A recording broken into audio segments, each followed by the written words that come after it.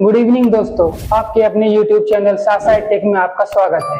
हम आज आपके साथ मोशन चैप्टर को डिस्कस करेंगे। तो जैसा कि आप जानते हैं, क्लास 9th का जो चैप्टर है मोशन, उस पर हम पहले डिस्कस करेंगे कि मोशन होता क्या है। ठीक है, तो सबसे पहले हम ये जानेंगे कि मोशन होता क्या है। तो सबसे पहले हम रेड पेन से ये लिखेंगे कि मोशन क्या होता है। ठीक है, जैसा कि अभी हम देख पा रहे हैं या आप भी देख पा रहे होंगे कि हम ये मार्कर लिए हुए हैं और अभी हार्ट बीट भी चल रही है। तो ये हार्ट बीट क्या है? एक प्रकार का मोशन है। दूसरा एग्जांपल अगर हम मोशन का देना चाहें तो जो माउथ हमारा अभी चल रहा है, जिससे वॉइस आप तक पहुंच रही है, ये प्रकार का क्या है? ये भी एक प्रकार का मोशन है। तो इसको ज्यादा हम कॉम्प्लिकेट ना करें, अगर हम इसको सिंपली समझाना चाहें कि मोशन होता क्या है, तो इसको हम एनसीईआरटी के सिंपल टर्म्स में समझना चाहेंगे कि मोशन क्या होता है। तो एनसीईआरटी कहता है motion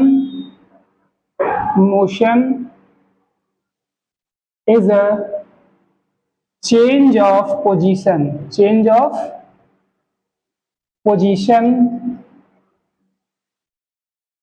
with respect to time. तो अकॉर्डिंग टू एनसीईआरटी मोशन क्या होता है? चेंज ऑफ पोजीशन का चेंज होना टाइम के साथ, ये मोशन कहलाता है। तो इसका डिफिनीशन ये है। अब हम एक एग्जांपल के साथ ये समझना चाहेंगे कि मोशन होता क्या है, क्योंकि हमने सिंपली लिख दिया है change of position with respect to time. अब इसमें हम देखेंगे इस टर्म को, पोजीशन और टाइम, और इसमें चेंज क्या होता है, पोजीशन चेंज क्या है। अगर सिंपली इसको हम डिनोट करना चाहें, चेंज इन पोजीशन को, तो हम ऐसे डिनोट कर सकते हैं। बात समझ में आ रही है आपको ना? बात ये समझना है कि चेंज इन पोजीशन को हम सिंपली ऐसे डिनोट कर सकते हैं। अब हम एक एग्जांपल देखेंगे कि मोशन होता क्या है एक्चुअली। तो ये अगर एक ऑब्जेक्ट है, कह सकते हैं इसको एक बॉडी है, अगर अभी ये अपने पोजीशन पे है और ये कुछ पोजीशन दूरी तय करे और ये यहाँ पर आ जाए, तो एक ऑब्जेक्ट ए पॉइंट से बी पॉइंट पर जाता है, ए पॉइंट से बी पॉइंट पर जाता है, और यहाँ पर टाइम t1 था, अब इसने कुछ टाइम हुआ होगा तो t2 टाइम है। तो ए पोजीशन से बी पोजीशन पे ऑब्जेक्ट जाता है, ए पोजीशन से बी पोजीशन पे ऑब्जेक्ट जाता है टाइम t1 से टाइम t2। तो ऐसे चेंजेस को हम क्या कहेंगे? मोशन। जैसे कि यहाँ पर क्या हो, पोजीशन ए था, पोजीशन बी, तो यहाँ पर क्या हुआ? चेंज इन पोजीशन हुआ। उसके साथ साथ हम ये भी देख पा रहे हैं कि इसमें टाइम भी चेंज हो रहा है। क्या चेंज हो रहा है? टाइम। तो एक चीज तो हमें ये क्लियर हुआ है एनसीईआरटी के माध्यम से कि जो मोशन होता है उसमें क्या हो रहे हैं? पोजीशन चेंज हो रहा है टाइम के साथ साथ। टाइम और पोजीशन साइमल्टेनियसली चेंज होते हैं। तो ऐसे मोशन को हम क्या कहते हैं? Motion in 1D। चलिए, ये बात तो आपको क्लियर हो ही गया होगा कि मोशन होता क्या है। एक बार हम फिर से बताना चाहेंगे, motion is a change of position with respect to time. और इसको एग्जांपल से भी हमने क्लियर किया। एक ऑब्जेक्ट है, वो एक पोजीशन ए से पोजीशन बी जाता है, टाइम t1 से टाइम t2 जाता है, इसका पोजीशन भी चेंज हुआ है, टाइम भी चेंज हुआ है, तो इसलिए इसको हम क्या कहते हैं? मोशन कहते हैं। ठीक है, इसको हम रब कर देंगे ताकि स्पेस क्रिएट हो पाए, आगे का कंटेंट हम इसमें लिख पाए। ठीक है, तो अब हमने मोशन को डिस्क्राइब किया है। एनसीईआरटी ने कुछ एग्जांपल्स भी दिए हैं कि ताकि वो समझा पाए। एनसीईआरटी यही कहता है कि मोशन और रेस्ट, ये दो चीजें जो होती हैं वो रिलेटिव होती हैं। इसका क्या मतलब है कि जनरली हम तो यही जानते हैं कि मोशन का मतलब क्या हुआ कि एक ऑब्जेक्ट है, यहाँ से यहाँ चल रहा है। जैसे कि मैं अभी यहाँ आपके पास आया, अब मैं पीछे जा रहा हूँ, तो जनरली आप यही कहेंगे कि मैं मोशन कर रहा हूँ। ठीक है, जैसे एक एग्जांपल से हम इसे क्लियर करना चाहें तो यार एक ऑब्जेक्ट है, ये इसको मैं बार बार ऑब्जेक्ट कह रहा हूँ, इसमें इसको बॉडी कह सकता हूँ, लेकिन फिजिक्स के टर्म्स में हम इसको ऑब्जेक्ट कहते हैं, बाकी हम बॉडी भी कह सकते हैं। तो एक बॉडी है, ठीक है, और ये एक उसका पॉइंट है। अब क्या हो रहा है, और यहां से एक एरोप्लेन जा रहा है। क्या जा रहा है? एक एरोप्लेन। ये एक एरोप्लेन है, तो ड्राइंग काफी रफ है, ठीक है, भी एक एरोप्लेन है। जो कि इस डायरेक्शन में जा रहा है, और एक ऑब्जेक्ट है, एक बॉडी है जो कि ग्राउंड पे भी है। तो हम क्या समझना चाह रहे हैं, हम ये समझना चाह रहे हैं मोशन और रेस्ट, तो ये दो टर्म्स हैं, ये एक दूसरे से जुड़े हुए हैं, और हम इस एग्जाम्पल के माध्यम से यही समझेंगे। ठीक है, तो ये क्या है, एक बॉडी है और ये क्या है, एक ऑब्जेक्ट है। तो अभी ये क्या कर रहा है, ये मोशन तो कर रहा है एक पर्टिकुलर डायरेक्शन में, इसको हम कहेंगे फॉरवर्ड डायरेक्शन में ये मोशन कर रहा है अभी। ठीक, और ये बॉडी है अभी एक स्टैंडिंग पोजीशन पे है लैंड पे। अब इस एरोप्लेन के अंदर, जैसा कि आप जानते हैं एरोप्लेन के अंदर पैसेंजर्स बैठे हुए होते हैं। ठीक, अब इस ए बॉडी की रिस्पेक्ट में, इस ए बॉडी की रिस्पेक्ट में ये वाली बॉडी जो है वो क्या कर रही है, मोशन कर रही है। कभी ये यहाँ पर रहेगा ए पॉइंट पे, तो कभी ये बी पॉइंट पे चला जाएगा, कभी ये सी पॉइंट पे चला जाएगा, ये कभी बी पॉइंट पे गया, कभी सी पॉइंट पे गया। क्लियर। अब ये ऑब्जेक्ट कुछ इसको देखता है कि T1 टाइम पर ये यहाँ पर है, ठीक, T2 टाइम पर ये यहाँ पर पहुंच गया, और T3 टाइम पे भाई साहब ये यहाँ पहुंच गए। ठीक, जैसा कि शुरुआत के ही पॉइंट्स में आपको समझाया गया था कि मोशन क्या है, मोशन एक चेंज ऑफ पोजीशन है विथ रिस्पेक्ट टू टाइम। तो आप यहाँ देख पा रहे होंगे कि यहाँ पर क्या हो रहा है, पोजीशन तो चेंज हो ही रहा है। जैसा कि आप देख पाएंगे कि पहले ए पे है एरोप्लेन, फिर बी पे गया, फिर वो सी पर आता है। उसके साथ साथ टाइम T1, टाइम T2 और टाइम T3। तो यहाँ पर पोजीशन तो चेंज हो ही रहा है, उसके साथ साथ टाइम भी चेंज हो रहा है, तो दोनों चेंज हो रहे हैं, इसका मतलब ये मोशन हो रहा है। अब समझने वाली बात ये है कि मोशन तो हो रहा है, लेकिन किसके रिस्पेक्ट में भाई, क्योंकि मोशन तो ए की रिस्पेक्ट में अगर देखें तो मोशन हो रहा है, मोशन हो रहा है। लेकिन अगर हम इसी पैसेंजर के व्यू में देखें, अगर ये पैसेंजर बैठा हुआ है, लेट सपोज करिए ये एक पैसेंजर है, इसके रिस्पेक्ट में अगर हम देखें तो एरोप्लेन यहाँ पर है तो पैसेंजर भी यहाँ पर है, ये एरोप्लेन यहाँ आया तो पैसेंजर भी यहाँ आया, फिर एरोप्लेन यहाँ आया, मतलब एरोप्लेन यहाँ आया तो पैसेंजर भी आया, क्योंकि दोनों साथ साथ चल रहे हैं। बात समझ में आ रही ना, मतलब कंफ्यूज ज्यादा ना हो कि एक बार तो ये सिनेरियो समझा दिया गया आपको कि एक ए है और एरोप्लेन है, ए चल रहा है, ए पे गया, फिर बी पे गया एरोप्लेन, फिर सी पे गया एरोप्लेन। बात को समझिएगा आप, पहले ए पे गया, फिर बी पे गया, फिर सी पे गया एरोप्लेन। तो इसके रिस्पेक्ट में डिस्टेंस भी चेंज हो रहा है और टाइम भी चेंज हो रहा है। लेकिन अब पैसेंजर के रिस्पेक्ट में अगर हम बात करें कि पैसेंजर तो यहाँ है, एरोप्लेन भी यहाँ है, फिर एरोप्लेन यहाँ आता है, पैसेंजर भी यहाँ आता है, फिर एरोप्लेन यहाँ आया, पैसेंजर भी यहाँ आया, तो एरोप्लेन और पैसेंजर एक साथ चल रहे हैं। इनमें ना आपको कोई पोजीशन का डिफरेंस दिखेगा, ना ही आपको टाइम का डिफरेंस दिखेगा। तो जब भी पोजीशन का डिफरेंस ना दिखे, टाइम का डिफरेंस ना दिखे, तो हम क्या कहेंगे, वो रेस्ट पे है। क्योंकि मोशन के लिए हमने ऑलरेडी आपको बता रखा है कि मोशन कब होगा, तो change in position with respect to time. तो यहाँ पर टाइम तो चेंज हो रहा है, टाइम इनके रिस्पेक्ट भी चेंज हो रहा है, टाइम इनके रिस्पेक्ट भी में भी चेंज हो रहा है। जैसा कि आपने सुना भी होगा, समय किसके लिए नहीं, किसी के लिए रुकता नहीं है। तो आपने ये मजाक या फिर मुहावरा सुना होगा कि समय किसके लिए नहीं रुकता है बेटा, ठीक, तो मजाक था ये भी। लेकिन यहाँ पर अगर देखें तो टाइम जो है इसके लिए भी चल रहा है, टाइम इसके लिए भी चल रहा है। लेकिन यहाँ पर जो नोटिस करने वाली बात है वो है डिस्टेंस।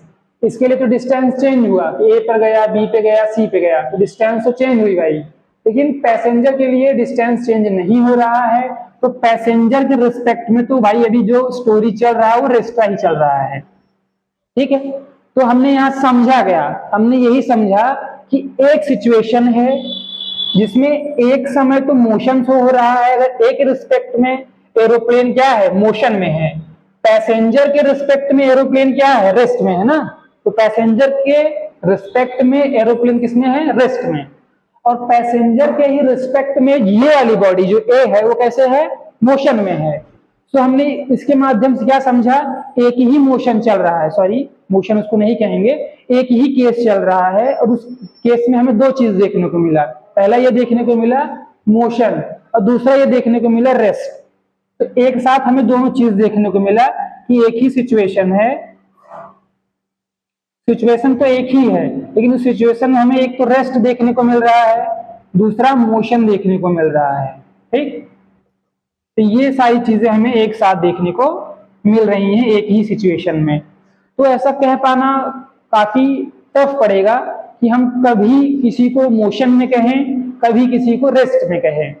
तो इसको क्लैरिफाई करने के लिए, मतलब कैसे सर मैं ये जान पाऊं कि कोई ऑब्जेक्ट है वो रेस्ट में है, कोई ऑब्जेक्ट है वो मोशन में है, क्योंकि आप इसे तभी जान पाएंगे ना जब आप इसको कैसे देखेंगे, दो के रूप में देखेंगे। पहला आप इसको और इसको, ये दो हैं, ठीक है, तभी आप इसे देख पाएंगे कि ये रेस्ट में है या मोशन में है। इसको थोड़ा हम और क्लैरिफाई करेंगे। इसके थोड़ा सा इसे मैं रफ कर दूंगा क्योंकि थोड़ा सा ये ज्यादा सा चित्र बन गया है, जो कि आप भी थोड़ा कंफ्यूज हो गए होंगे कि एक ही ब्लैक बोर्ड पे इतने सारा डायग्राम बना दिया गया था। ठीक है, तो अभी हम इसी चीज को क्लैरिफाई करने के लिए टर्म समझेंगे रेफरेंस फ्रेम। क्या समझेंगे? रेफरेंस फ्रेम, सॉरी स्पेलिंग में FRME, तो रेफरेंस फ्रेम समझेंगे। जैसा कि अभी आपने प्रीवियस एग्जांपल्स देखे, प्रीवियस एग्जांपल में हमने एक ही एग्जांपल डिस्कस किया था कि एक ही सिचुएशन है और उस एक ही सिचुएशन में मोशन और रेस्ट दोनों आ गए थे। ठीक, अब इसमें जनरली क्या कंफ्यूजन होता है? कंफ्यूजन ये होता है कि लेट सपोज अगर कोई ऑब्जेक्ट है वो चल रहा है, कोई ऑब्जेक्ट है वो चल रहा है, मान लीजिए ये बॉल है, ये बॉल कोई पर्टिकुलर पाथ को कवर कर रहा है, ये उसी के साथ कनेक्ट होगा कि हमें फ्रेम ऑफ रेफरेंस का नीड क्यों है। तो फ्रेम ऑफ रेफरेंस का नीड हमें डिस्टेंस और डिस्प्लेसमेंट के लिए पड़ेगा। कि मान लीजिए अगर ये बॉल है, अगर ये बॉल ऊपर से नीचे टहल रहा है और हमारे पास इसका कोई इनिशियल पॉइंट नहीं है, कौन सा पॉइंट नहीं है? इनिशियल पॉइंट नहीं है, या फिर आप इसे कह सकते हैं ओरिजिन पॉइंट नहीं है। तो अगर इनिशियल पॉइंट नहीं रहेगा, ओरिजिन पॉइंट नहीं रहेगा, तो भाई साहब डिस्टेंस आप कैसे कैलकुलेट करेंगे? तो भाई साहब आप डिस्प्लेसमेंट कैसे कैलकुलेट करेंगे? जैसा कि अभी ये नया चैप्टर है, हम पढ़ रहे हैं, नया चैप्टर है, आपके लिए भी नया है, जब मैं भी छोटा था ये मेरे लिए भी नया था। तो ये टर्म्स डिस्टेंस, डिस्प्लेसमेंट आपको समझाया नहीं गया है। अभी आगे का जो ड्यूरेशन रहेगा उसमें आपको डिस्टेंस और डिस्प्लेसमेंट समझाया जाएगा, तो उसमें आपको कोई ज्यादा चिंता करने की आवश्यकता नहीं है कि डिस्टेंस डिस्प्लेसमेंट सर ने समझाया नहीं है, इसको दे दिया गया है। तो अभी आप इसको सुनिएगा, आगे के जो आपको ड्यूरेशन में आपको डिस्टेंस और डिस्प्लेसमेंट समझाया जाएगा, तो उसको बहुत ज्यादा चिंता करने की जरूरत नहीं है।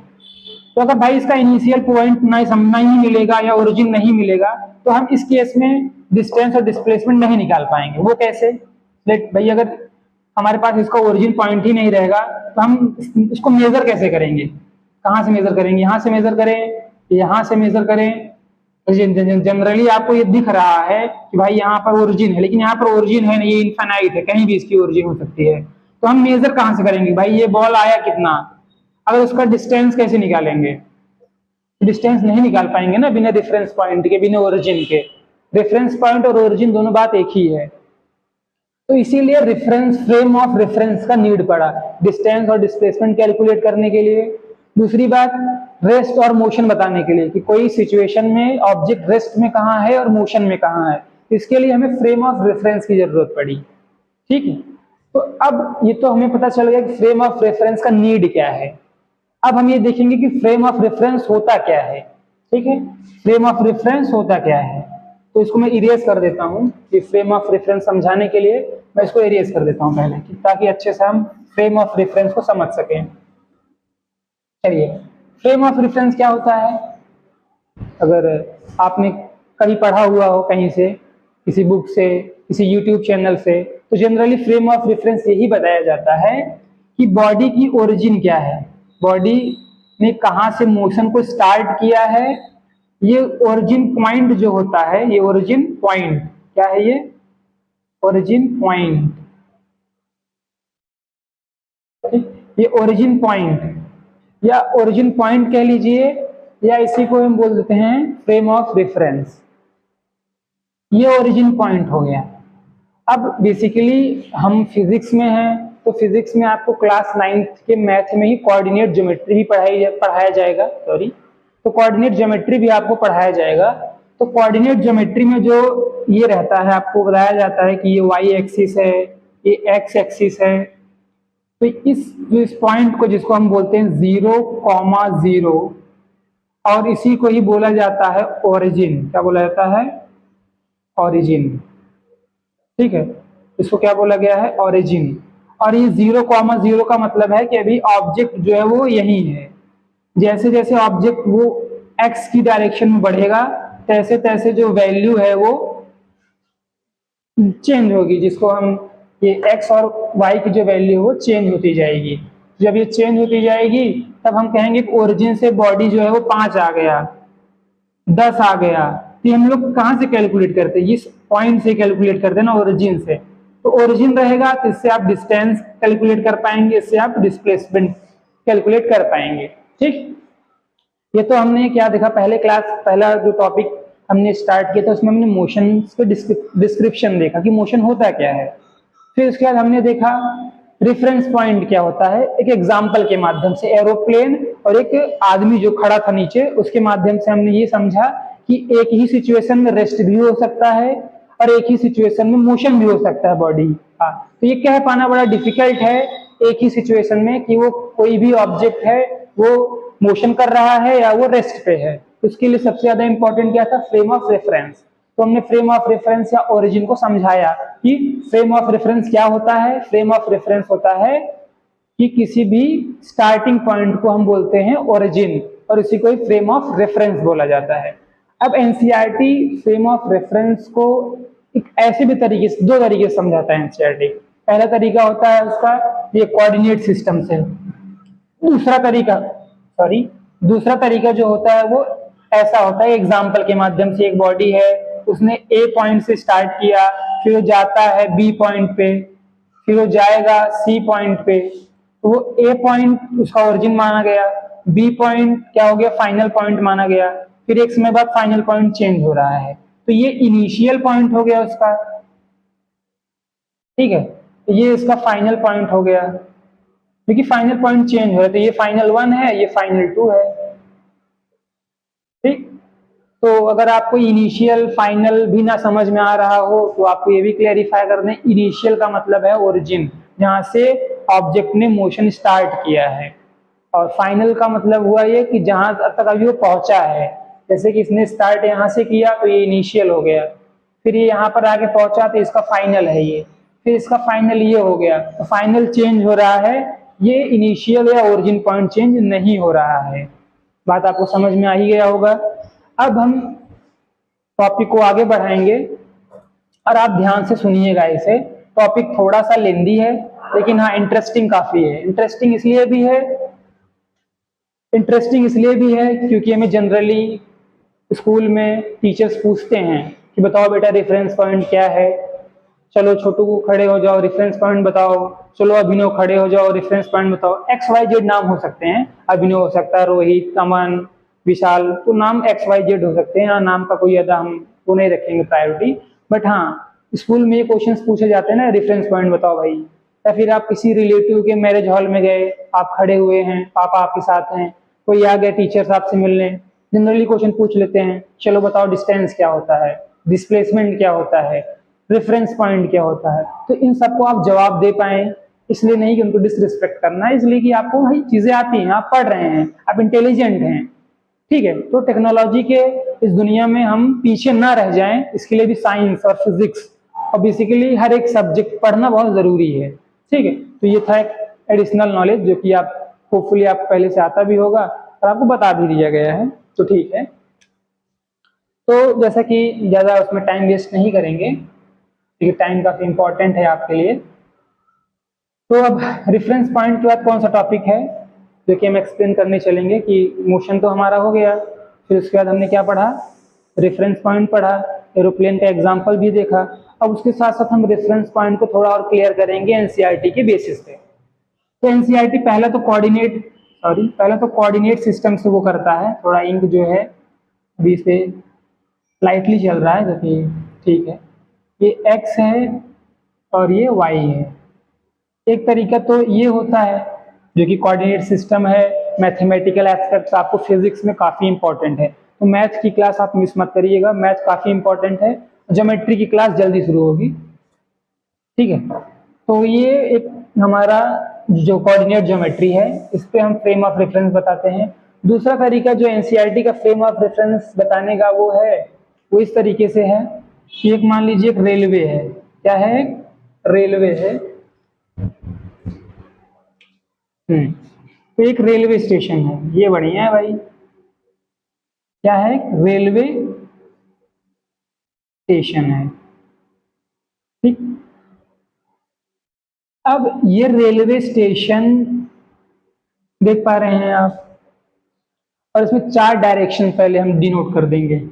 ये सपोज करिएगा नॉर्थ है, ये सपोज करिएगा ईस्ट है, ये सपोज करिएगा वेस्ट है, सॉरी हाँ वेस्ट है, और ये सपोज करिएगा साउथ है, ठीक। तो नॉर्थ, ईस्ट, वेस्ट और साउथ, ये 3 डायरेक्शंस हैं। उसके बाद एक यहाँ पर है पुलिस स्टेशन, क्या है, पुलिस स्टेशन, ठीक, ये है पुलिस स्टेशन है, ठीक। और ये आपका स्कूल, क्या है, ये स्कूल है। तो इस स्कूल में जाने के लिए आप, तो पहला तरीका यही है कि ईस्ट से आप 2 किलोमीटर आ जाइए। इसका क्या मतलब है, railway station, from railway station in the direction of east walk 2 kilometre, मतलब कि रेलवे स्टेशन से ईस्ट के डायरेक्शन में 2 किलोमीटर आप चलिए। दूसरा तरीका क्या है, पहले तरीके को समझते हैं। रेलवे स्टेशन एक रेफरेंस पॉइंट हो गया, क्या हो गया, एक रेफरेंस पॉइंट हो गया, ठीक। रेफरेंस पॉइंट क्यों है, क्योंकि हमने यहां से स्टार्ट किया है काउंट करना, और ये स्कूल जो है वो हमारा फाइनल पॉइंट है, ठीक। आप रेफरेंस पॉइंट किसी को भी ले सकते हैं, उसमें कोई भी रूल्स या मैंडेटरी नहीं है कि आप रेलवे स्टेशन को ही रेफरेंस पॉइंट या ओरिजिन पॉइंट लें। आप पुलिस स्टेशन को भी आप अपना रेफरेंस पॉइंट ले सकते हैं कि 5 किलोमीटर फ्रॉम रेलवे स्टेशन, या ईस्ट के डायरेक्शन में 5 किलोमीटर आप चलेंगे, आपका स्कूल चला आएगा। तो ये भी रेफरेंस पॉइंट है, ये भी रेफरेंस पॉइंट है, यहां से भी स्टार्ट कर सकते हैं, यहां से भी स्टार्ट कर सकते हैं, ठीक है। तो ये रेफरेंस पॉइंट हो गया। लेकिन इसमें समझने वाली बात क्या है, अगर आप रेलवे स्टेशन पे खड़े हैं तो आपके लिए रेफरेंस पॉइंट यही बढ़िया रहेगा, क्योंकि शॉर्टेस्टली आप यहाँ पहुंच जाएंगे। अगर आप पुलिस स्टेशन खड़े हैं तो ये पुलिस स्टेशन से आप 5 किलोमीटर है तो आप यहाँ पर आ सकते हैं। तो एक ऑब्जेक्ट है अपने ओरिजिन से अपने फाइनल पॉइंट तक आता है, एक ऑब्जेक्ट है अपने ओरिजिन से फाइनल पॉइंट तक आता है। तो ये इसका रेफरेंस पॉइंट है, ये इसका फाइनल पॉइंट है, ये इसका रेफरेंस पॉइंट है, ये इसका फाइनल पॉइंट है, ठीक है। यहाँ पर आप ये नोटिस कर सकते हैं कि स्कूल जो है सब में कॉमन है, कि रेफरेंस पॉइंट तो ये भी बदल रहा है, रेफरेंस पॉइंट बदल रहा है, लेकिन स्कूल इनमें कॉमन है। तो ऐसा कोई रूल नहीं है कि फाइनल पॉइंट नहीं बदल सकता, फाइनल पॉइंट भी आप किसी को भी चूज कर सकते हैं और रेफरेंस पॉइंट भी आप किसी को भी चूज कर सकते हैं। तो बात क्लियर हुआ होगा आपको। अब हम इसमें ये देखते हुए चलेंगे कि मोशन में कैसे हम मोशन को डिस्क्राइब कर पाए, मैथमेटिकली मोशन को कैसे हम डिस्क्राइब करते हैं। तो आगे का टॉपिक हम यही एक्सप्लेन करेंगे कि हम मोशन को कैसे डिस्क्राइब करेंगे। अभी आपने रेफरेंस पॉइंट पढ़ा है, ये रेफरेंस पॉइंट आगे के टॉपिक को समझाने में काफी बेनिफिशियल रहेगा, ठीक है। तो आप क्लास थोड़ी लंबी रहेगी, क्योंकि हम चीजों को एक एक करके धीरे धीरे समझते हुए चलेंगे, ताकि आपको भी अंडरस्टैंड हो पाए और मैं भी अच्छे से चीजों को समझा पाऊं, ठीक है। चलिए भाई, तो अब हम एक एग्जांपल लेंगे और इस एग्जांपल से हम डिस्टेंस, डिस्प्लेसमेंट, जैसा कि मैंने आपको बताया था, चिंता लेने की कोई आवश्यकता नहीं है। डिस्टेंस और डिस्प्लेसमेंट का एग्जांपल जब हमने लिया था रेफरेंस पॉइंट के लिए, तो हमने आपको ये बताया था कि आगे आपको डिस्टेंस और डिस्प्लेसमेंट बताया जाएगा। तो चलिए स्टार्ट करते हैं। तो सबसे पहले डिस्टेंस और डिस्प्लेसमेंट समझाने का सबसे अच्छा तरीका होता है कोऑर्डिनेट ज्योमेट्री, कि हम पहले एक स्ट्रेट लाइन ड्रॉ कर रहे हैं। क्या ड्रॉ कर लें, एक स्ट्रेट लाइन। चलिए, अगर आप भी इसको देख रहे होंगे तो पहले एक स्ट्रेट लाइन ड्रॉ करिएगा, तो ये स्ट्रेट लाइन हम इसलिए ड्रॉ कर रहे हैं ताकि हम पाथ दिखा पाए। तो मुझे ऐसा लग रहा है कि अभी स्ट्रेट लाइन जाने से पहले हम मोशंस के ऊपर थोड़ी बात कर लेते हैं। बात क्या करेंगे कि मोशन जो है कितने टाइप का होता है, क्योंकि स्ट्रेट लाइन डायरेक्ट आ जाते हैं हम मोशन के ऊपर तो काफी जुल्म हो जाएगा मोशन के ऊपर, न्यूटन जो है बिगड़ सकते हैं, क्योंकि डायरेक्ट अभी हम स्ट्रेट मोशन की बात नहीं करेंगे। तो सबसे पहले हम बात करेंगे कि टाइप्स ऑफ मोशंस। क्या बात करेंगे? Types of motion. ठीक है, टाइप ऑफ मोशन में generally uniform motion, non uniform motion, इसकी बात नहीं कर रहे हैं हम। टाइप ऑफ मोशन बात कर रहे हैं कि डेली लाइफ में हमें मोशंस कहाँ कहाँ दिखते हैं, डेली लाइफ में मोशन हमें कहाँ कहाँ दिखता है, ये इसकी बात कर रहे हैं हम। तो टाइप ऑफ मोशन में अगर आप समझ पा रहे होंगे तो एक बैलून है। अगर आपने कभी ये वाला गेम खेला होगा कि हीलियम का जो वो होता है, जिसमें हीलियम गैस भरी जाती है, बैलून होता है, उसको आप पकड़े रहेंगे फिर छोड़ देंगे तो ये बैलून जो है ऊपर चली जाती है ऐसे करके। तो आपने एक ये वाला गेम खेला होगा। दूसरा, अगर आप कोई कार देखें, क्या देखें, कोई कार है, ये सपोज करिए तो ये कार है। तो कार में आप सभी लोग काफी नाम सुने होंगे, लैम्बोर्गिनी, बुगाटी, नैनो का भी नाम सुने होंगे, कुछ बच्चे इस पे हंसेंगे भी नैनो का नाम पे। ठीक है, तो ये मेरी नैनो है। क्या है ये? नैनो। ठीक, सस्ते आदमी तो मेरी ये नैनो है। नैनो क्या करेगी भाई? स्ट्रेट चलेगी। ठीक, अब आपने बचपन में लट्टू भी नचाया होगा, कुछ बच्चे ने लट्टू नचाया होगा, कुछ बच्चे ने यो यो खेला होगा। तो ये लट्टू है जो कि ऐसे रोटेट करता है। ठीक, तो एक तो लट्टू हो गया, एक तो ये हो गया, क्या कहते हैं, नैनो कार, एक हमारा बैलून हो गया। क्या हो गया? बैलून हो गया। ठीक, दूसरा अगर आपने पढ़ा होगा रोटेशन ऑफ द प्लैनेट्स। क्या पढ़ा होगा? Rotation of planet.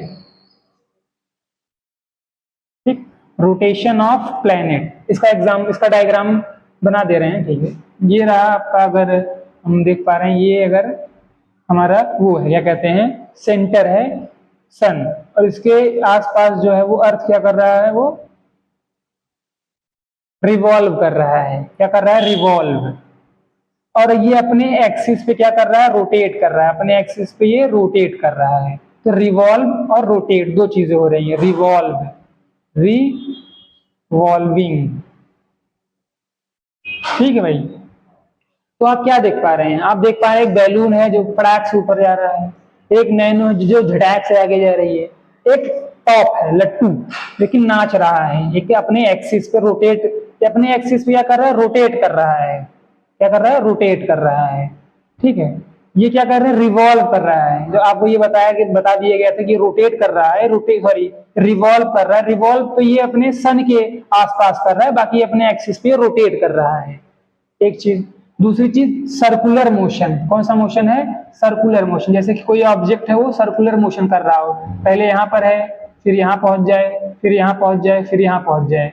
तो ये क्या है? ये यूनिफॉर्म सर्कुलर मोशन, जो कि आपको आगे के टॉपिक में पढ़ाया जाएगा, यूनिफॉर्म सर्कुलर मोशन। ठीक, तो आप अभी सिंपली क्या देख पा रहे हैं? अभी आप, और एक मोशन होता है, सॉरी, ब्राउनिन मोशन। ब्राउनिन मोशन गैस का मोशन है, जो कि ऐसे नॉर्मली होता रहता है, कहीं भी रैंडम मोशंस है। ये ब्राउनिन मोशन है, ब्राउन साइंटिस्ट है ब्राउनिन। तो ये ब्राउनिन मोशन है, लेकिन जिगजैग मोशन होता रहता है ब्राउनिन का मोशन, बैलून का मोशन, ये मोशन, ये मोशन। तो ये सारे मोशंस हैं, और ये सारे मोशन आपको पढ़ने को मिलेंगे क्लास 11th में, क्लास 12th में। अभी एनसीईआरटी ये कहता है कि सबसे सिंपल जो मोशन है वो मोशन इन स्ट्रेट लाइन है। जैसा कि अभी आप ये देख पा रहे हैं, मोशन इन स्ट्रेट लाइन। तो आपने क्या किया? डिफरेंट टाइप के मोशन देख लिए। अब इसमें हम डिफरेंस देखेंगे कि इस वाले मोशन में डिफरेंस क्या है। कि अगर आप देखें, ये एक्स एक्सिस पे चल रहा है, मतलब अगर कोऑर्डिनेट आपने पढ़ा हो तो एक लाइन ये खींचें, एक लाइन ये खींचें, तो ये एक्स एक्सिस हो गया। एक लाइन यहाँ खींचे, एक लाइन यहाँ खींचे, तो ये वाई एक्सिस पे चल रहा है, ये वाई एक्सिस पे, ये एक्स एक्सिस पे। ये वाला मोशन काफी कॉम्प्लेक्स हो जाता है, क्योंकि यहाँ पर जो ऑब्जेक्ट है, ये जो ऑब्जेक्ट है ये क्या कर रहा है, कि अगर हम लाइन से समझें इसे तो ये क्या कर रहा है, अभी यहाँ पर है, अभी मतलब ये ओरिजिन पे है, अब ये क्या कर रहा है, ओरिजिन से ये नीचे की तरफ आ गया ना, यहाँ पर आ गया ये ऑब्जेक्ट। तो ये एक्स और वाई दोनों कंपोनेंट में क्या कर रहा है, मोशन कर रहा है। अभी ये यहाँ आ गया, यहाँ पर, फिर ये यहाँ आ गया, तो आपको ये देखने को इसमें मिल रहा होगा कि ये वाला ऑब्जेक्ट एक्स और वाई दोनों डायरेक्शन में चल रहा है। तो ऐसे मोशन को बोलते हैं 2D मोशन। और ऐसे मोशन को बोलते हैं जब वो वन एक्सिस पे चलता है, उसको बोलते हैं 1D मोशन। तो 2D मोशन 1D मोशन क्या होता है, ये भी आपको 11th में पढ़ने को मिलेगा। बस आप यहाँ नाम सुन लीजिए ताकि आप भौकाल बता पाएंगे, भाई मुझे 1D भी आता है, 2D भी आता है, मुझे मोशन इन स्ट्रेट लाइन भी आता है, क्योंकि साथ साथ एक सब पढ़ा रहा है आपको, 1D भी पढ़ा रहा है, 2D भी पढ़ा रहा है, ताकि आप अगर फर्दर जेई की प्रिपरेशन करें या नीट की प्रिपरेशन करें तो आपके लिए बेनिफिट हो सकता है भाई। तो ठीक है, तो टाइप्स ऑफ मोशन में आपको ये समझाया जा रहा है, ये बैलून है, ये नैनो की एक कार है जो कि स्ट्रेट मोशन कर रही है। कौन सी मोशन कर रही है, स्ट्रेट मोशन कर रही है। बैलून भी स्ट्रेट मोशन कर रहा है लेकिन वाई एक्सिस में। लट्टू भी है जो मोशन कर रहा है, तो एक्स और वाई जेड एक्सिस में मोशन चल रहा है, इसका एक्स और वाई एक्सिस में मोशन चल रहा है। यहाँ पर अगर आप देख पा रहे हैं ये भी जो है एक्स और वाई एक्सिस में मोशन कर रहा है। ब्राउनिंग मोशन रैंडम मोशन होता है, ये ना एक्स में करता है, ना वाई में, ना जेड में। ये कॉम्प्लेक्स मोशंस होते हैं जो कि गैसियस में होते हैं, आपको ये फर्दर क्लासेस में पढ़ने को मिलेगा। ठीक है, तो टाइप्स ऑफ मोशन जो है आपको देखने को यहाँ मिला है। आपने मोशन को जाना, रेफरेंस पॉइंट जाना, टाइप्स ऑफ मोशन जाना। अब हम फिर से स्टार्ट करेंगे रेफरेंस पॉइंट, डिस्टेंस और डिस्प्लेसमेंट, क्योंकि वहां से न्यूमेरिकल भी बनते हैं। बाकी जो अब तक का कंटेंट आपको समझाया गया है, आपको मोशन के बारे में बताया गया है। ठीक है, तो चलिए हम स्टार्ट करेंगे आपको डिस्टेंस और डिस्प्लेसमेंट समझाना। तो जैसा कि हम डायरेक्ट ये नहीं कहेंगे डिस्टेंस ये होता है, डिस्प्लेसमेंट ये होता है, डिफिनीशंस पे हम नहीं जाएंगे पहले, क्योंकि डिफिनीशन पे इसलिए नहीं जाएंगे पहले कि डायरेक्ट डिफिनीशन बता दें आपको, ये भी आपके लिए काफी अच्छा नहीं है। तो सबसे पहले हम ये देखेंगे कि डिस्टेंस और डिस्प्लेसमेंट होता क्या है। तो उसको समझने के लिए सबसे पहले हम एक लाइन ड्रॉ करते हैं। क्या ड्रॉ करेंगे, लाइन। ये रहा हमारा लाइन, ओके। और ये लाइन में सबसे पहले हम स्टार्ट करेंगे भैया ओरिजिन से। कहाँ से, ओरिजिन से। तो ठीक है, ओरिजिन पे पहले हम स्टार्ट करेंगे। ये रहा हमारा ओरिजिन, ठीक। और ये रहा 1, क्योंकि अब हम इसको स्केलिंग करेंगे 2, 3, 4। आप 1 2 3 4 5 से भी स्टार्ट कर सकते हैं, नहीं तो आप 10 20 30, छोटे बच्चों की तरह 40 50 ऐसे भी स्टार्ट कर सकते हैं। और आपको फिजिक्स में कोई भी प्रॉब्लम या फिर डरने की जरूरत नहीं, सारी डर यहाँ खत्म हो जाएगी, बस आप जुड़े रहिए। तो ओरिजिन की बात हो गई। अब हम ओरिजिन में 10 20 30 40 50 तक आते हैं, ओरिजिन से स्टार्ट करते हैं। ठीक, मान लीजिए एक ऑब्जेक्ट, एक बॉडी है। क्या है, एक बॉडी है।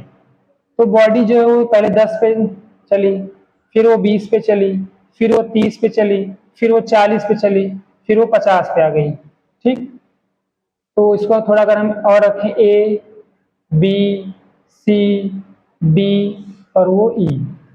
तो एक ऑब्जेक्ट है जो 0 से ई तक जाता है।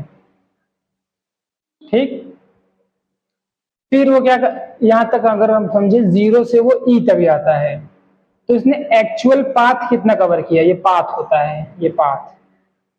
तो अगर आपने वर्ड सुना होगा एक्चुअल पाथ, कौन सा पाथ, एक्चुअल पाथ।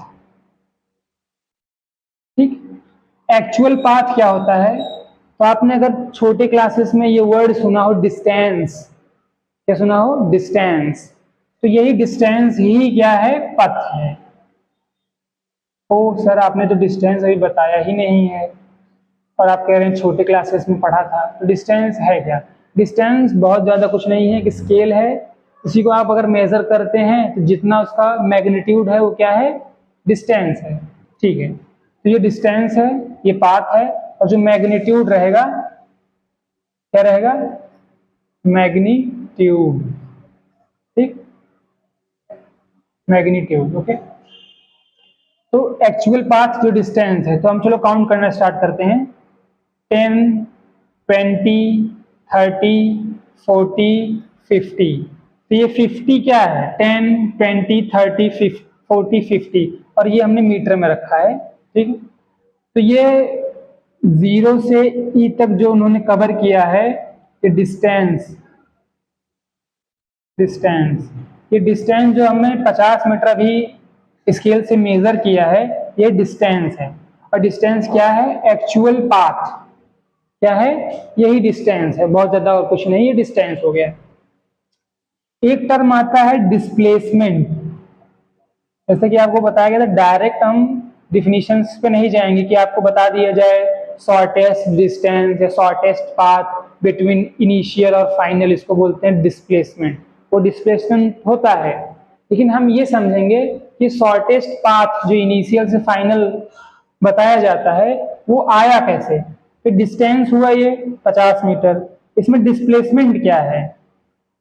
देखो, ये डिस्टेंस है जो कि हमें सिर्फ और सिर्फ मैग्नीट्यूड की कहानी बताता है। क्या बताता है? मैग्नीट्यूड की कहानी बताता है कि भाई ये मैग्नीट्यूड है। लेकिन अब यहाँ प्रॉब्लम क्या हुआ कि हमें डायरेक्शंस भी काफी मायने रखने हैं। मायने इसलिए रखने हैं क्योंकि डायरेक्शंस तो नॉर्थ भी है, साउथ भी है, ईस्ट भी है, वेस्ट भी है। अगर आपसे बोल दिया जाए कि 50 किलोमीटर जाइएगा, आपको ये दुकान पड़ जाएगा, आप 50 किलोमीटर नॉर्थ में भी जा सकते हैं, 50 किलोमीटर साउथ में भी जा सकते हैं, 50 किलोमीटर वेस्ट में भी जा सकते हैं, और 50 किलोमीटर ईस्ट में भी जा सकते हैं। तो पूछेंगे ना आप भाई कि बताइए 50 किलोमीटर किस डायरेक्शन में जाना है, तो वही मैग्नीट्यूड और जो डायरेक्शन है, इसी को कॉम्बिनेशन का जो है डिस्प्लेसमेंट हो गया। बाकी जो 50 किलोमीटर बता दिएगा तो डिस्टेंस हो गया, अब उसी डिस्टेंस में डायरेक्शन को ऐड कर दिया गया तो डिस्प्लेसमेंट आता है। ठीक है, तो डिस्प्लेसमेंट की बात हुई कि 50 मीटर प्लस डायरेक्शन। ठीक है, तो ये डिस्टेंस और डिस्प्लेसमेंट। तो अगर हम ओरिजिन से ई तक देखेंगे तो डिस्टेंस और डिस्प्लेसमेंट आपको बराबर देखने को मिलेगा कि 50 डिस्टेंस भी है, 50 डिस्प्लेसमेंट भी है। कैसे? डिस्टेंस तो आप समझ ही रहे होंगे कि बस जोड़ते चले जाओ, 10, 20, 30, 40, 50, तो 50 आ गया डिस्टेंस। डिस्प्लेसमेंट कैसे 50 है? तो डिस्प्लेसमेंट आपको सिंपली यही काउंट करना है, इनिशियल प्लस फाइनल। तो भैया इनिशियल जो है हमारा 0 है, फाइनल जो है 50 है, तो ये 50 आ गया, 50 मीटर। ठीक, तो अभी इस केस में हमें यह देखने को मिला है कि डिस्टेंस, क्या देखने को मिला? डिस्टेंस और डिस्प्लेसमेंट इक्वल है।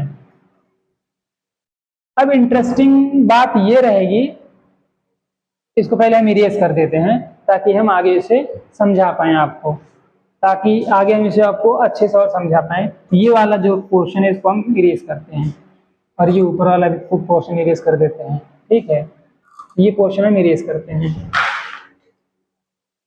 तो अब फिर ये जो ऑब्जेक्ट जो यहाँ पहुंचा था, जो ऑब्जेक्ट यहाँ पहुंचा था, ये जो ऑब्जेक्ट है यहाँ पहुंचा था, अभी पीछे आएगा। पहले वो यहाँ आएगा डी पे उसका सी पे आएगा, सी से वो बी पे आएगा। ठीक, तो जो ऑब्जेक्ट 0 से पहले डी के बाद यहाँ ई रहेगा, ई तक जाता है और उसके बाद वो पीछे भी आता है कितना? बी तक। तो इसमें भी हम डिस्टेंस और डिस्प्लेसमेंट कैलकुलेट करेंगे। चलिए स्टार्ट करते हैं डिस्टेंस कैलकुलेट करना, और ये आप ही कैलकुलेट करेंगे। तो डिस्टेंस क्या बताया गया था? सिंपली जितना ऑब्जेक्ट चले, जितना वो चलेगा उसी को आपको क्या करना है? स्केल से मेजर कर लेना है। तो भाई साहब फिर से यही स्टार्ट करेंगे, ये 50 तक तो गए ही थे, 50 गए तो उन्होंने फिर पीछे ब्रेक लगाया, 10 गए, तो फिर 20 गए, फिर वो 30 गए। इसका मतलब क्या था? 50 तो पहले गए ही थे और फिर उन्होंने और 30 कवर ही किया, तो अब टोटल कितना हो गया? 80 हो गया। तो इन्होंने भाई साहब 80 मीटर कवर किया। इसमें अगर आपको ये कंफ्यूजन आया होगा कि सर 50 तो गया था, 50 तो हमने पहले वाले में तो काउंट कर लिया है, तो इसमें आपने ये क्यों काउंट किया है? तो पहले वाले केस में भी काउंट किया था और भी काउंट करेंगे, क्योंकि पहले वाले केस में 50 गया फिर तुरंत पीछे आ गया, दूसरे वाले केस में 50 गया और तुरंत पीछे आ गया, अभी गाड़ी उसकी रुकी नहीं है, 50 गया फिर पीछे आ गया। ठीक है, तो ये हो गया 50 और ये 30 जो पीछे आया है 30 और ये 80 हो गया टोटल। बाकी इसमें एक चीज का ध्यान आप ये भी रख सकते हैं डायरेक्शन का, कि अगर वो पीछे जा रहा है तो नेगेटिव साइन रहेगा, आगे जा रहा है तो पॉजिटिव साइन रहेगा। तो इस पे आप ध्यान रख सकते हैं, ये पीछे गया है तो -30 होगा और आगे गया तो +30 होगा, तो 20 जो आएगा वो आपका क्या है वो आगे आपको समझाया जाएगा। दूसरा बात, ये तो डिस्टेंस हो गया आपका, क्या हो गया ये डिस्टेंस। अब हम बात करेंगे कि डिस्प्लेसमेंट क्या है। तो फिर से आपको ये बता दिया जाए कि आपको ज़्यादा ध्यान देना, इनिशियल ध्यान देना है और फाइनल ध्यान देना है और इनके बीच की दूरी। तो यहाँ पर इनिशियल यही है अभी तक इसका, ये इनिशियल है और फाइनल ये है, क्या है ये फाइनल है। तो इनिशियल और फाइनल कितना भैया 10 ए पर आए, फिर ये 10 आए 20, तो कितना फाइनल है 20 मीटर। ये 20 मीटर डिस्प्लेसमेंट है, ये 80 मीटर क्या है डिस्टेंस है। तो अगर आप समझाना चाहें, अगर मैं डिस्प्लेसमेंट को ऐसे डिनोट करूं डी से और डिस्टेंस को डी से, डिस्प्लेसमेंट को स्मॉल डी से, तो यहाँ पर आप साफ साफ यही दिख रहा होगा कि डिस्टेंस ज्यादा है डिस्प्लेसमेंट कम है। बात समझ में आई आपको कि डिस्टेंस यहाँ बड़ा हो गया 80 मीटर हो गया और डिस्प्लेसमेंट छोटा हो गया 20 मीटर हो गया। तो यहाँ पर डिस्टेंस बड़ा हो गया, डिस्प्लेसमेंट छोटा हो गया है। पहले केस में क्या हुआ था, पहले केस में आपको साफ साफ देखने को मिला कि डिस्टेंस और डिस्प्लेसमेंट दोनों बराबर हैं। दूसरे केस में हमें ये देखने को मिला कि डिस्टेंस बड़ा है डिस्प्लेसमेंट छोटा है।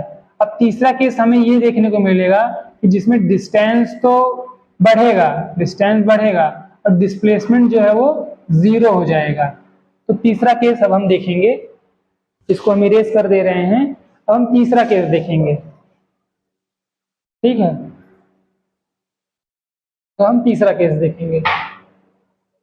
तीसरा केस क्या है कि अब ये ऑब्जेक्ट जो है ए से होते हुए अब वो अपने इनिशियल पॉइंट पे आ गया, ये उसका इनिशियल पॉइंट है। तो थर्ड जो केस है वो ऑब्जेक्ट ओरिजिन से स्टार्ट होता है और फिर वो अपने इनिशियल पॉइंट पे आ जाता है, मतलब वो ओरिजिन से स्टार्ट हुआ और फिर वो अपने इनिशियल पॉइंट पे चला आया। तो अब हम इसको कैलकुलेट करेंगे डिस्टेंस। क्या कैलकुलेट करेंगे डिस्टेंस।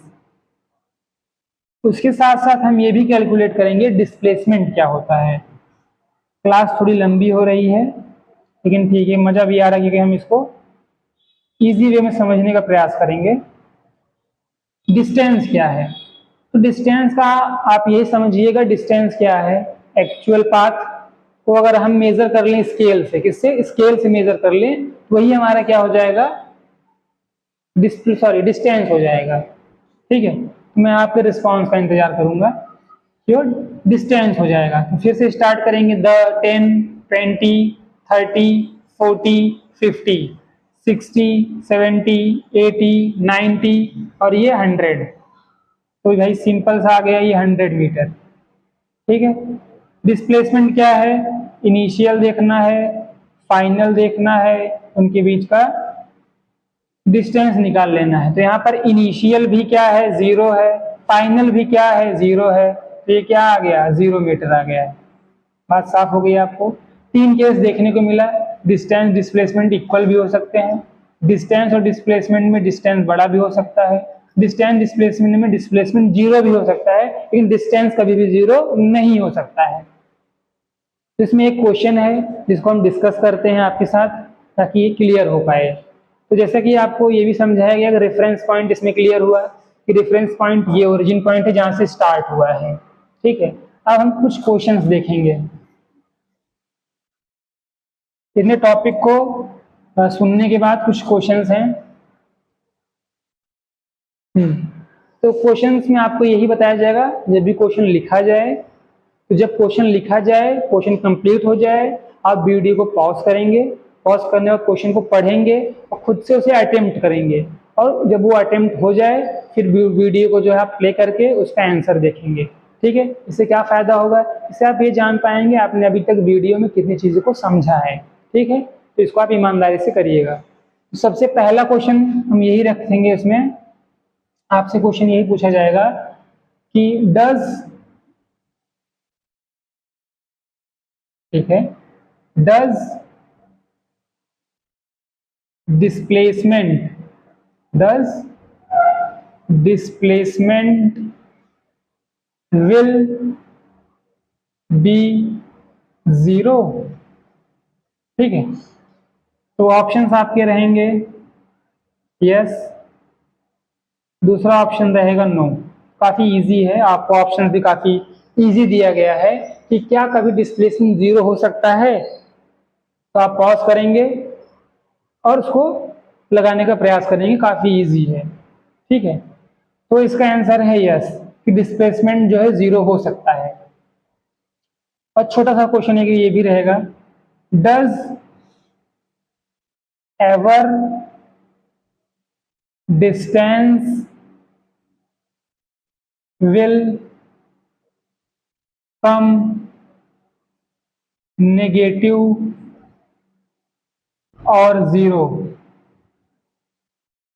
तो इसका भी आंसर अगर आप दो ऑप्शन दिए जाए यस और इसका एक स्टेटमेंट दिया जाए yes, distance will be zero because when we, थोड़ा ये लंबा पड़ जाएगा ये वाला क्वेश्चन, बस आपको यस और नो में ही देना रहेगा जवाब, आपको यस और नो में ही देना रहेगा, बताना रहेगा क्या कभी डिस्टेंस नेगेटिव या जीरो में हो सकता है। तो इसका आंसर रहेगा नहीं, कभी भी डिस्टेंस जो है वो नेगेटिव या फिर जीरो नहीं हो सकता है। उसका रीजन सिंपल है कि डिस्टेंस क्या है, आपने स्केल से उसको मेजर किया है, वो जो लेंथ आएगा वो क्या आएगा, हमेशा पॉजिटिव में आएगा, ना नेगेटिव में आएगा ना जीरो में आएगा। ठीक है, ये दो क्वेश्चन आपको ध्यान में रखने हैं। अभी थोड़ा हम और क्वेश्चन इसको डिस्कस करेंगे, तो और भी क्वेश्चन इसमें डिस्कस कर लेते हैं क्योंकि ये क्वेश्चन काफी इंपॉर्टेंट हैं। ठीक है, तो कुछ क्वेश्चन है जो कि एनसीईआरटी का है, उसको हम लिख के लाए हैं आपके लिए। तो पहला क्वेश्चन एनसीईआरटी यही कहता है, अगर आप एनसीईआरटी की बुक खोलेंगे तो पहला क्वेश्चन वो यही कहता है, discuss whether the wall of your classroom are at rest और इन मोशन। तो पहला क्वेश्चन वो क्या कहता है कि आपके क्लासरूम की जो वॉल है, कि आप जिस भी स्कूल में पढ़ रहे होंगे उसकी जो क्लास की वॉल है, मान लीजिए आपका एक क्लास है ये, ठीक, अब ये आपकी क्लास है, तो क्लास का जो ये वॉल है, ठीक, ये वॉल क्लास का वॉल, अगर आप देख पा रहे होंगे तो ये ब्लैक जो व्हाइट बोर्ड है ये भी एक वॉल पे क्या है, स्टिक है, तो एक वॉल है, समझिए आपके क्लास का एक वॉल है। फिर पूछ रहा है कि जो क्लास का वॉल है वो रेस्ट में है या मोशन में है। ठीक, इसमें जनरली बच्चे गलती क्या करते हैं कि वो कह देते हैं सर वॉल है तो वॉल तो अभी रुका हुआ है ना, वो तो अभी खड़ा है, जब वो खड़ा है तो वो रुका है, जब वो रुका है इसका मतलब रेस्ट पे है, तो सर वो रेस्ट पे है। तो ये तो बिल्कुल ठीक है, रुकी हुई चीज को रेस्ट बोलते हैं, चलती हुई चीज को मोशन बोलते हैं। लेकिन फिजिक्स के टर्म्स में ये जो ऑब्जेक्ट है ये रुका हुआ है, किसके रिस्पेक्ट में, आपके रिस्पेक्ट में। आप क्लासरूम में बैठे हुए हैं, मैं यहाँ खड़ा हुआ हूं, तो मेरे रिस्पेक्ट में ये तो रेस्ट पे है। जैसा कि अगर आपको याद आ रहा हो एरोप्लेन वाली बात, कि यहाँ पर क्या है, टाइम तो बदल रहा है लेकिन मेरे रिस्पेक्ट में इसका पोजीशन नहीं बदल रहा है ना, तो मेरे रिस्पेक्ट में इसका पोजीशन नहीं बदल रहा है, इसका साफ साफ मतलब यही होता है कि ये भी रेस्ट पे है, लेकिन किसके रिस्पेक्ट में, मेरे रिस्पेक्ट में। ठीक, लेकिन ये जो एयर चल रहा है हमारे आसपास, या अगर आप देखना ये भी समझना चाहें कि मैं तो चल रहा हूं ऐसे, ठीक, मैं चल रहा हूं, तो मैं चल रहा हूं, मेरा जो ये इसमें सर के ऊपर जो ये बाल है इसके रिस्पेक्ट में ये क्या है, मोशन में है।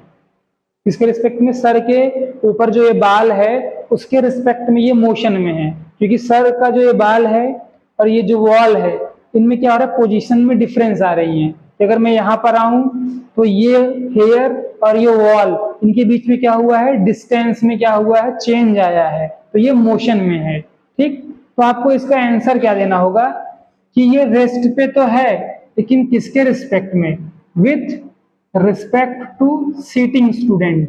जो बच्चे बैठे हुए हैं, सीटिंग स्टूडेंट हैं, उनके रिस्पेक्ट में ये तो रेस्ट पे हैं। लेकिन जो बच्चे, या बच्चे कह सकते हैं, या आप कह सकते हैं ब्लड फ्लो इन वेन, आपके नसों में जो खून दौड़ रहा है उसके रिस्पेक्ट में वॉल जो है वो क्या है, मोशन में है। क्योंकि मान लीजिए एक वेन है, ये क्या है, वेन है, रफ डायग्राम है, और ये ब्लड फ्लो कर रहा है, क्या कर रहा है, ब्लड फ्लो कर रहा है, तो इसके रिस्पेक्ट में पोजीशन चेंज हो रहा है ना, कि अभी ब्लड यहाँ था और डिस्टेंस ये थी, ये डिस्टेंस थी, फिर ब्लड यहाँ चला गया, डिस्टेंस चेंज हो गई, फिर यहाँ चला गया, डिस्टेंस चेंज हो गई, तो पोजीशन चेंज हो रहा है टाइम के साथ। इसका मतलब है कि बॉल अभी मोशन में है। ठीक है, अब दूसरा क्वेश्चन जो एनसीईआरटी का है वो बहुत प्यारा क्वेश्चन है, इसको हम डिस्कस करने चलेंगे। तो इसको हम डिस्कस करने चलेंगे, आपको 2 ही क्वेश्चन बताया जाएगा आज। तो दूसरा क्वेश्चन क्या है एनसीईआरटी का, ये एनसीईआरटी की एक्टिविटी है, बहुत शानदार एक्टिविटी है। एनसीईआरटी में आपको इसलिए बताता हूं क्योंकि एनसीईआरटी सीबीएसई में भी पूछा जाता है, और उसके साथ साथ हम साइड बुक से भी क्वेश्चंस लगाते चलेंगे, और अगर ओलंपियाड के क्वेश्चन है इसको भी हम आगे क्लासेस में लगाएंगे। तो ओलंपियाड हो गया, सीबीएसई का एनसीईआरटी हो गया, एनसीईआरटी एग्जाम्पलर्स हो गए, और कोई पीवाईक्यू टाइप का अगर कोई भी स्टैंडर्ड एग्जाम्स के क्वेश्चंस हैं वो भी आपको लगाया जाएगा, ताकि आप कॉन्सेप्चुअली मजबूत रहें। ठीक है, क्योंकि हमारी बेस स्टडी है, फाउंडेशन क्लास है, ये बेस है हमारा। तो दूसरा क्वेश्चन हम यही स्टार्ट, तीसरा क्वेश्चन हम यही स्टार्ट करेंगे, बास्केटबॉल। एनसीईआरटी क्या कहता है, ये एक बास्केटबॉल है का ग्राउंड है, सॉरी बास्केटबॉल नहीं है, बास्केटबॉल का एक ग्राउंड है। एनसीईआरटी कहता है इसके 4 कॉर्नर्स हैं, एक कॉर्नर ये है, एक कॉर्नर ये है, एक कॉर्नर ये है, एक कॉर्नर ये है, इसके 4 कॉर्नर्स हैं। ठीक, और वो क्या कहता है कि आप यहां से स्टार्ट करिए और इसके अपोजिट वाले पर जाइएगा। ठीक है, स्टार्ट करिए और उसके अपोजिट वाले कॉर्नर पे जाइए, और इनकी जो लेंथ है वो 10 मीटर है, 10 मीटर है, 10 मीटर है, और ये 10 मीटर है, और एक कॉर्नर को उसको कवर करने में उसको लगता है 40 सेकेंड। ठीक है, तो क्वेश्चन आपको अगर समझ में आ रहा हो तो इसमें एक ABCD 4 कॉर्नर्स हैं, AB का डिस्टेंस 10 मीटर है, BC का डिस्टेंस 10 मीटर है, CD का डिस्टेंस 10 मीटर है, DA का डिस्टेंस 10 मीटर है। A से B जाने में 40 सेकंड लगेगा, B से C जाने में भी 40 सेकंड लगेगा, और C से D जाने में 40 सेकंड लगेगा, और D से A में जाने को उसे 40 सेकंड लगेंगे। ठीक, तो एनसीईआरटी क्या पूछता है कि जब ऑब्जेक्ट 2 मिनट 20 सेकंड पे रहेगा तब उसका डिस्प्लेसमेंट बताओ। 2 मिनट 20 सेकंड पे ऑब्जेक्ट है तो उसका डिस्प्लेसमेंट बताओ। तो आप कैसे निकालेंगे, तो सबसे पहले आप देख रहे हैं 40 40 और 40, ये कितना हो गया, 80 हो गया, और ये कितना हो गया, 80 हो गया, तो टोटल 160 सेकंड हो गई है। ठीक है, और 2 मिनट 20 सेकंड अगर इसको हम सेकंड में कन्वर्ट कर लें तो ये हो गया 120 सेकंड, और ये भी हो गया 120 सेकंड, तो ये 140 सेकंड हो गया। इसका मतलब है कि ऑब्जेक्ट 140 सेकंड में कहाँ रहेगा, 140 सेकंड में कहाँ रहेगा। इसको थोड़ा हम रफ करेंगे, ये क्वेश्चन इस प्रकार नहीं लगेगा। तो पूछ रहे हैं 140 सेकंड में कहाँ रहेगा, तो सिंपल आप ऐसे समझ सकते हैं, देखो भाई 40 सेकंड में यहाँ है, 80 सेकंड में वो यहाँ पहुंचेगा। ठीक है, क्योंकि यहाँ से यहाँ गया 40 सेकंड में, 80 सेकंड में यहाँ गया, 120 सेकंड में यहाँ गया। अब ये वाला पोर्शन 120 सेकंड में भी यहाँ है, 120 सेकंड में यहाँ है, ठीक, 120 सेकंड में यहाँ है। अब ये वाला लेंथ कवर करने में उसको लगता है 40 सेकंड। इसको अगर हम हाफ कर दें तो 20 सेकंड ये रहेगा, 20 सेकंड ये रहेगा, 20 सेकंड और ये 20 सेकंड। तो 20 सेकंड ये रहेगा, 20 सेकंड ये रहेगा। तो यहाँ 120 है, 120 है, 140 सेकंड हो गया, ये 140 सेकंड हो गया। मतलब जो ऑब्जेक्ट है वो 140 सेकंड पे यहाँ रहेगा। ठीक, ये मतलब 20 सेंटर में पहुंच गया। तो भाई साहब ये तो इसका क्या हुआ, 5 हो गया, 5 मीटर, और ये जो हो गया ये भी 5 मीटर हो गया। तो अगर हम डिस्प्लेसमेंट देखना चाहें तो इसका डिस्प्लेसमेंट क्या रहेगा, 5 मीटर रहेगा। क्यों 5 मीटर रहेगा, क्योंकि इनिशियल और फाइनल का जो शॉर्टेस्ट डिस्टेंस रहेगा वही हमारा डिस्प्लेसमेंट रहेगा। तो डिस्प्लेसमेंट का जो वैल्यू है, क्योंकि डिस्प्लेसमेंट हम स्मॉल डी से लिख रहे हैं, तो डिस्प्लेसमेंट का जो वैल्यू रहेगा वो क्या रहेगा, 5 मीटर रहेगा। तो एनसीईआरटी का ये क्वेश्चन भी आपका सॉल्व होता है। तो अब हम अगली वीडियो में आपसे मिलेंगे, उसमें हम क्वेश्चन को और डिस्कस करेंगे और आपको डिस्टेंस और डिस्प्लेसमेंट के बाद हम speed, velocity, average velocity, constant velocity का जो टॉपिक है इसको हम डिस्कस करेंगे। तो आज का क्लास यहीं समाप्त करते हैं और हैव अ गुड डे। आपका दिन अच्छा जाए और आप मन लगा के पढ़ाई करिएगा और ये सारे जो चैप्टर्स हैं, मतलब जो आपको आज पढ़ाया गया है, इसको रिवीजन करिएगा, क्योंकि कल की क्लास में जब हम और आप मिलेंगे, आप वर्चुअल में हैं और हम यहाँ पर मतलब स्टूडियो में हम वीडियो को शूट कर रहे हैं, तो वर्चुअली हम आपसे ऐसे ही मिल पाएंगे। तो अगर हम मिलेंगे तो आप वर्चुअल मिलेंगे, तो उसमें मिलते हैं, मिलने के बाद हम आपको यही सोचेंगे कि जो सामने बैठे हुए हैं ऑनलाइन क्लासेस ले रहे हैं कुछ चीज़ों को रिवाइज करके आए हैं। रिवाइज करके अगर आप आएंगे तो आपको पहला बेनिफिट क्या मिलेगा, पहला बेनिफिट आपको ये मिलेगा कि आप क्लास के साथ कदम से कदम मिला के चल पाएंगे। नहीं तो आप क्लास में सोचेंगे कि सर ने कल जो पढ़ाया था आज उसको रिकॉल करा रहे हैं, मैं कल वाला रिवीजन नहीं किया हूँ, मैं अच्छे से पढ़ नहीं पाऊंगा, तो क्लास में आप कंटिन्यू इंगेज नहीं रह पाएंगे, क्लास का मजा नहीं ले पाएंगे। तो आपसे यही रिक्वेस्ट है कि आप चीज़ों को रिवीजन करें, पहली चीज़। दूसरी चीज़, आप उसको क्या करें, कॉपी पर पेन से लिखने का प्रयास करें। इससे क्या रहेगा, आपका प्रैक्टिस भी अच्छा रहेगा, चीज़ें याद भी रहेंगी और आपको अच्छे स्कोर भी आप कर पाएंगे। ठीक है, तो हैव अ गुड डे। आज की क्लास यहीं समाप्त करते हैं। Okay, bye.